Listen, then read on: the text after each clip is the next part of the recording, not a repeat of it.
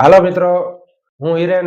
કેમ છો? મજામાં? આજ એક ઘણા લોકોને એવી ફરિયાદ હોય છે, ઘણા લોકોને એવા રોગ થાય છે કે જેમાં ઘણા લોકોને પાઇલ્સ પાઇલ્સ થઈ જાય છે. મિત્રો, પાઇલ્સ એટલે શું કહેવાય? ગુજરાતીમાં ભગંદર કહેવાય. ફિશર કે ફિશર આપણું મળ ત્યાગ કરવાનું જે દ્વાર હોય એમાં ફિશર થઈ જાય છે. થવાનું કારણ શું મિત્રો? ખરાબ જીવનશૈલી અને બેઠાડું જીવન. આજકાલ કસરત કરવાનો કે એવો કોઈ મોકો નથી મળતો મિત્રો લોકોને. બીજી વાત કે એટલી બધી ફાસ્ટ લાઈફ થઈ ગઈ છે. લોકો પાણી જે જાજુ પીવું જોઈએ. આપણા શરીરમાં પાણીની બહુ જરૂરિયાત છે. 5 થી 6 લીટર પાણી પીવું જોઈએ. તો પાણી લોકો ઓછું પીવે છે. આપણે અત્યારે શિયાળો હાલી રહ્યો છે, તો શિયાળામાં લોકોને પાણી બહુ ઓછું પીવે છે. બીજું, આપણે મોટાભાગની જે બહારનું વસ્તુ જે ખાઈએ છીએ એમાં કોઈ દિવસ ફાઈબર વાળા રેસાવાળા ખોરાક તો આપણે ખાતા જ નથી. બધા મેંદાવાળા ખોરાક ખાય છે, જેથી કરીને આપણું પેટ પચાવી શકતું નથી. હવે આને પચાવવા વાળું હોવું જોઈએ, તો એ વસ્તુ આપણે કઈ કરતા નથી, કોઈ કસરત નથી કરતા. અંતે આખો દિવસ આપણે ધંધામાં જાય છે, આપણે કસરત માટે કોઈ સમય જ નથી પાળવી શકતા. હવે જો મિત્રો, આ બેઠાડું જીવનને લીધે, આપણી બહારની ખાવાની ટેવને લીધે આ જે આપણું જે મળત્યાગનું જે દ્વાર છે એમાં શું થઈ જાય છે? આપણું ફિશર થાય છે, ભગંદર થાય છે, પાઇલ્સ થાય છે. એ શું કામ થાય છે? તો કે ભાઈ, આપણું મોટું આંતરડું છે, નાનું આંતરડું છે, એમાં આપણે જે ખોરાક, જે પાચન થયેલો ખોરાક છે, એ સરખી રીતે આગળ નથી વધતો, કેમ કે આપણે પાણી ઓછું પીએ છીએ.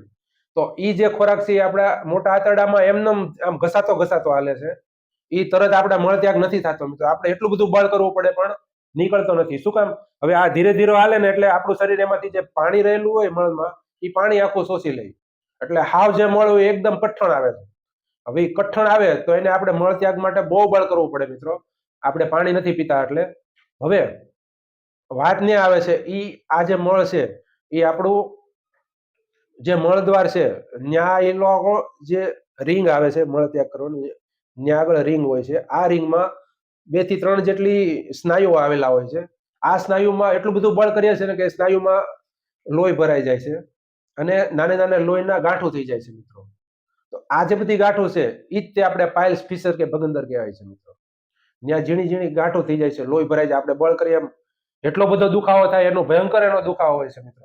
તો આ વસ્તુ ન થાય એ માટે શું કરવું જોઈએ મિત્રો? તો કે સૌપ્રથમ તો એ છે મિત્રો કે તમે એવા રેસાદાર ખોરાક ખાઓ. તમે ખાવામાં ફાઈબર વાળા ખોરાક ખાઓ, જેમ કે અનાજ છે, કઠોળ છે, પછી રેસાવાળા ફળોમાં સફરજન છે, કેળા છે, બરોબર છે. પછી બીજા ફ્રૂટમાં સંતરા છે, પછી લીંબુ છે, લીંબુ શરબત પીઓ. આ બધું તમે વસ્તુ તમે જો પીવો છો, બરોબર છે, તો તમારા શરીરને પૂરતું પાણી મળી રહે છે અને પૂરતું ફાઈબર મળી રહે છે, જેથી કરીને આપણો જે શરીરમાં જે પાચન, મંદ પડી ગયેલું પાચન છે, એ ડાયજેસ્ટ તરત ને તરત થઈ જાય. મળ છે એ કોઈથી કઠણ થતો નથી, જેથી કરીને આપણો મળત્યાગ આસાનીથી થઈ જાય છે. આ એનો ઉપચાર હતો. આ પાઇલ્સ, અરસ ને ભગંદર છે, એ 4 સ્ટેજમાં થાય છે મિત્રો. પહેલા બે જે સ્ટેજ છે, એ પહેલા બે જે સ્ટેજમાં આપણે દવા કરી શકીએ, પણ ત્રીજા અને ચોથા સ્ટેજમાં તમારે ઓપરેશન તો કરાવવું જ પડે મિત્રો. એ સિવાય હાલે નહીં. હવે આ જે વસ્તુ પણ છે, તમે આ ત્રીજા ચોથા સ્ટેજમાં હો તો તે આયુર્વેદથી તમારે આ વસ્તુ ઠીક થઈ શકે છે. તો આયુર્વેદની રીતે કઈ રીતના ઠીક થાય? તો કે તમે ખાવામાં સુરણ લ્યો. સુરણ છે, પછી એવું ચૂર્ણ બનાવો, સિંધવ નમક, જીરું અને સૂંઠ. આ 3 વસ્તુનું ચૂર્ણ કરીને તમે પાણીમાં નાખીને પીવો છો અને તમે બપોરે સુરણનું શાક કરીને ખાવશો, તો તમને આ કબજિયાત થવામાં એટલો બધો ફાયદો થશે કે વાત ન પૂછો. બીજી વાત, હવે તમારો આ ત્રીજા ચોથા સ્ટેજમાં છે અને તમારે ઓપરેશન કરાવવું પડે, તો તમે કોઈ સર્જન પાસે ઓપરેશન ન કરાવો મિત્રો. કેમ કે સર્જન છે એ તમારી જે મળત્યાગની જે ઓલી જે રિંગ છે ને, રિંગ, એ કાપી નાખશે, જેથી કરીને આપણો મળદ્વાર છે એ આખું મોટું થઈ જાય છે. જેથી કરીને તમે કોઈ પણ સ્થળે જાવશો, તમારે ફરજિયાત તમે બસમાં હોય કે સ્કૂટરમાં હોય, તમારે રોકાઈ જવું પડશે, પણ તમારો કંટ્રોલ નહીં રહે મિત્રો.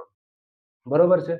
હવે આની બીજી રીત છે કે ભાઈ, તમે આની જે તમારી જે ઓલી ગાંઠો છે, જે તમારી જે પાઇલ્સ પાઇલ્સ કહેવાય છે, એનું ફિશર કહેવાય છે, એ ફિશરને સારસૂત્ર દ્વારા દૂર કરવામાં આવે. સારસૂત્ર એટલે શું? કે ભાઈ, સારસૂત્રમાં એવો દોરો આવે છે, જે દોરો હોય, જે ગાંઠો ઝીણી ઝીણી થઈ હોય, લોહીની જે ઝીણી ઝીણી ગાંઠો હોય, જે આપણે અસહ્ય દુખાવો કરે, એને તમારે દોરાથી બાંધી દેવામાં આવે છે મિત્રો. અને પછી બહારથી જે આપણી જે દવાની લઈએ છીએ તે 7 થી 8 દિવસમાં એ ખરી જાય છે. આ રીતે પણ દૂર કરી શકાય છે, પણ એમાં થોડોક દુખાવો રહે છે. હવે ત્રીજી રીત છે કે ત્રીજી રીતમાં એવું હોય કે તમે ગમે ત્યારે આનું ઓપરેશન કરાવો ફિશર ભગંદરનું, તો તમે ડોક્ટરને એ રિકમેન્ડ કરો કે મને હવે જે નવી ટેકનિક છે સિલર પદ્ધતિ. આ સિલર પદ્ધતિમાં શું છે, પાઇલ્સ મસાજ છે એ એક મશીનથી બાળી દેવામાં આવે છે, અને આ વસ્તુ જે બાળી દેવામાં આવે તો એમાં કોઈ પણ જાતનું દર્દ થતું નથી, કોઈ પણ જાતનો દુખાવો નથી થતો, અને તમે આસાનીથી બીજા દિવસે હરીફરી શકો છો અને હોસ્પિટલમાંથી રજા લઈ શકો છો. તમારે કઈ કઈ પ્રિકોશન લેવી, હું ધ્યાન રાખવું, કબજિયાત ન થાય તો એનું શું ધ્યાન રાખવું, અને જો થાય તો ઓપરેશન કઈ પદ્ધતિથી કરાવવું, તો એ ધ્યાન રાખો. આ વસ્તુ થોડીક જો ગળે ઉતરી હોય તો સૌથી પહેલી વાત છે કે તમે કબજિયાત ન થાય અને આવા બધા રોગ ન થાય એનું તમે ખાસ ધ્યાન રાખો. તમે બેઠાડું જીવન ન જીવો, થોડું ઘણું તમે રોજ ચાલો મિત્રો. રોજ ચાલશો તો તમારું જે ખાવાનું પેટમાં છે એ તમારું પચી જશે, બરોબર છે. એ રીતના તમે ફ્રૂટ લો, એ રીતના તમે અનાજ લો, અને બહારની વસ્તુ તમે બંધ કરો, મેંદાવાળી વસ્તુ બધી બંધ કરો. જે આ ન પચવાનું કારણ એ આ જ છે તમે કે તમે આવી બધી વસ્તુ ખાવશો ને બહારની, એમને લીધે તમારું કબજિયાત થાય, ખાવાનું પચતું નથી મિત્રો. અને બની શકે તો 2 વાર ખાઓ, રાતના ખોરાકમાં તમે બંધ કરો, એવોઇડ કરો, હળવો ખોરાક લો, જેથી કરીને કબજિયાત કોઈ દી તમને નહીં થાય, અને આવા બધા જે ફિશર, પાઇલ્સ, ભગંદર કે એવું કોઈ રોગ નહીં થાય મિત્રો.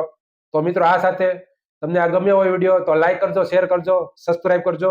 આ સાથે હું હિરેન, જય હિન્દ, જય ભારત.